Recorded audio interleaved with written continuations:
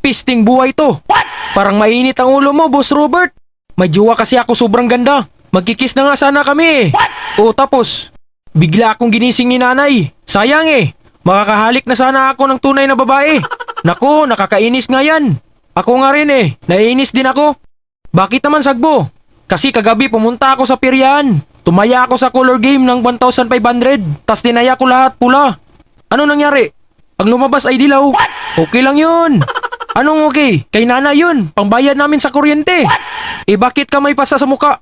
Sinapak ako ni nanay. Deserve mo naman yan. Ang init naman ng ulo nyo. Mas mainit pa sa ulo ni Ulok. Speaking of Ulok, nasaan na kayo yung panot na yun?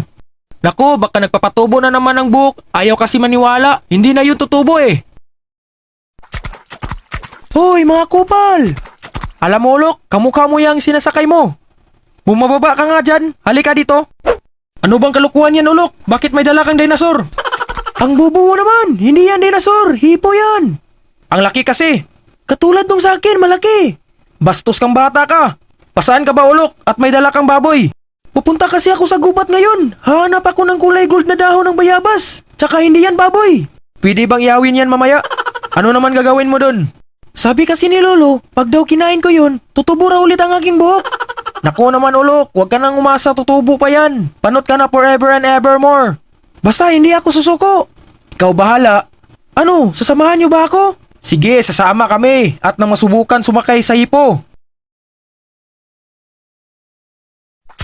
Wow, ang ganda pala dito sa gubat no. Sobrang tahimik at ang daming puno. Uy Ulok, nakita ko na yung nawawala mong kapatid. Talaga? Nasaan? Ayun no, yung unggoy. Buisit ka talaga. Bumababa na tayo at maghanap na tayo ng gintong dahon. Teka, paano natin yun mahanap? Alam niyo mga pre, sabi ni Lolo, sa gitna raw ng kagubatan ito ay may isang matandang babae na ninirahan. At sa loob ng bakuran niya makukuha yung gintong dahon ng bayabas. Sige Ulok, tutulungan ka namin maghanap ng gintong bayabas. Sige, maghanap na tayo. Nice one mga pre! Uy mga pre, may nakita ko. Nasaan dyan? Ito, tayo ng kalabaw. Bisit ka talagang pangit ka. Uy Ulok, may nakita akong kubo. Yan na nga yun. Kaso sobrang daming aso pre. Ako bahala. Yun, iba ka talaga mandurukot. Wait a minute, kaping mainit. Aba, iba talaga tong si mandurukot. Kahit kailan hindi tayo papabayaan. Haha, kailan kaya itong magbago pre? Hindi ko alam eh. Puro kalokohan lang natutunan yan. Sana mag-peace reveal na siya. Oo, mag-peace reveal siya kapag aabot tayo ng 500,000 subscriber. A few inches later. Uy mga pre, ito na! Hahaha! Uy, grabe ka talaga mandurukot! Ay, loko ka Mando! Dahon lang pinapakuha ko! Hindi mo naman sinabi, kalbo! Ano ba yan, Mando? Haha! Yari tayo sa may-ari ng bayabas! Haha! Bakit naman bo kinuha mo? Eh, dahon lang pinakuha ni Ulok. Abay, malay ko! O, ito na mga pre, tara na! Wait lang mga pre, parang ang daming bunga niyan. Siyempre, para may makain tayo! Mga batang pasaway, anong gagawin niyo sa puno ng bayabas na yan? Ulingin? Mga pre, takbo! Teka, bakit tayo tatakbo eh? Mayroon tayong hipo. Sakay na mga kupal. Akala nyo habulin nyo dogs.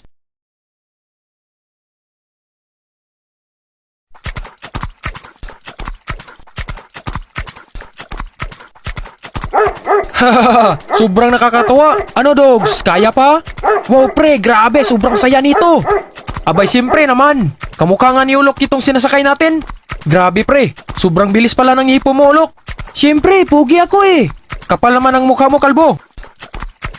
Tara mga pre, doon tayo magpapahinga doon sa ilalim ng puno. Sige, at na makapagpahinga na rin si Mr. Hipo.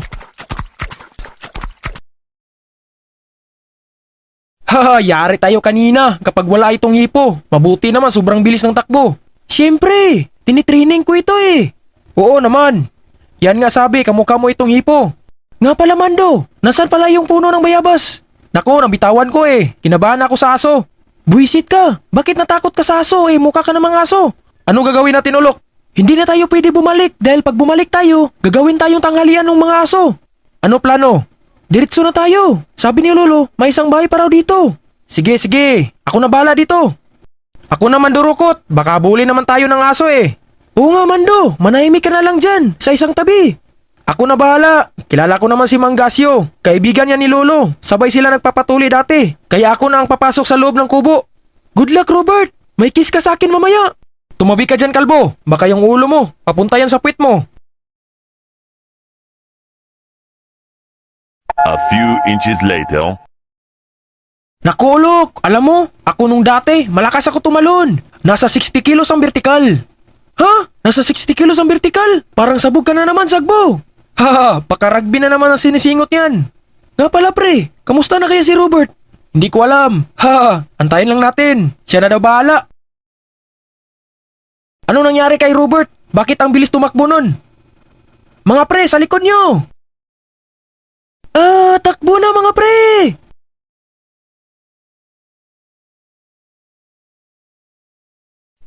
Tulong! Tulungan nyo ako! Hoy Robert, halika na dito, bilis! Baka maabutan ka ng toro! Hintayin nyo ako doon sa kabila, mga kupal! Bilis, sakay na Robert!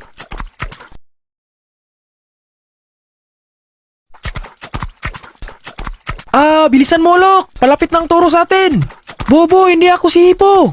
Nako, kamukha mo kaya itong Hipo! Walang iya kayo, mga bobo! Pre, anong plano natin? Bababa tayo?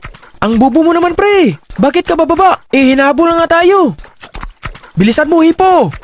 Oh, isa ka pa, Robert! Alam mong hindi ito makapagsalita, pinagsabihan mo! Wala na ang toro, mga pre! Yes, hindi tayo naabutan! Di ba? Sobrang lakas ng hipo ko! O tara, doon naman tayo! Grabe, muntika na tayo sa toro na yun! Hahaha! Pambihira talaga! Buti hindi tayo naabutan! Oo nga, pasalamat tayo sa hipo mo, Ulok! Nako, siyempre! Ako na nga ito! Walang makakapigil! Haha, ang lakas talaga ng tama ni Ulok!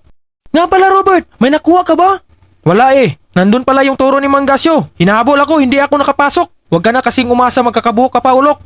Wait lang, pahinga muna tayo, natatay ako eh. Sige Ulok, bilisan mo. Nga pala pre, kamusta na kaya si Mr. J. Pablo? Si Otol? Okay lang, goods na goods. Next video masama natin yun. Nice one, miss ko na siya. Uy pre, may kwento ako. Ano yun pre? May buntis na babae. Yung kanyang asawa nagalit, tas sinuntok yung tiyan ng buntis. Pagkatapos pre, at least yung bata nakaiwas. Wow, ang lupit talaga. Haha, walang katotohanan kwento mo pre. Nga pala pre, bakit ang tagal ni Ulok dun? Nandito ka lang pala tumae. Hahaha. Hoy Ulok, tapos ka na ba? Hindi pa nga lumalabas eh. Alam mo yung amoy ng tae mo, parang amoy ni Mandurukot. Ikaw nga mukhang tae. Huwag kayong maingay. May nakita akong itim na bagay dun, sa damuhan. Baka baboy lang yun. Ang lalaki ng ngipin. Baka baboy ramo yun. Malaki. Alam nyo ba may kwentong tungkol sa black bear na katira dito? Sabi nila galit daw yun sa mga pangit eh. Yari ang papangit nyo pa naman. Pangit ka rin naman eh. Pero mas pangit si Ulok. O Ulok, anong plano mo dyan? Bilisan mo naman tumae. Yan nga eh, hindi lumalabas. Nakakainis talaga. Haha, ano ba yan Ulok? Bakit kulay blue ang tae mo? Nako pre, design lang yan. Yan kalakas ang puwit ko. Ang sarap talaga tumae. Sa wakas, lumalabas na. Teka Robert, nasan kayo? Taygak, Sagbutan, Mando, sana kayo? Parang mga tanga, hindi ako nagbibiro. Naku, ano to? Takbo!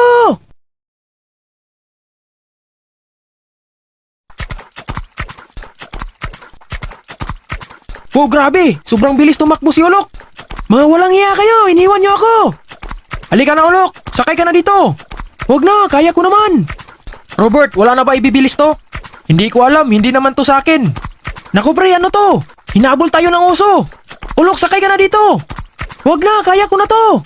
Grabe tong si Ulok, power na power! Naku pre, may turo pang umabol sa atin! Paano na to? Hindi ko alam pre, nag-alala ako kay Ulok. Ayaw sasakay eh! Okay lang yan, matanda na yan eh. Ulok, ano, sasakay ka ba? Or iiwan ka namin? Sige na nga, dun sa kabila. Tara na. Grabe, ang layo ng pinuntahan natin. Buti na lang, hindi nahirapan itong sipo. Kaya nga eh. Ano mga pre? Dito lang tayo bababa. Pahinga muna tayo. Anong pahinga, Ulok? Naku, wag na lang. Pre, yari tayo nito. Ayaw sila titigil. Naku, ano to? May aso at uso. At toro. Naku pre, gusto ko pang mabuhay. Huwag kang mag-alala. Hindi tayo pababayaan nito.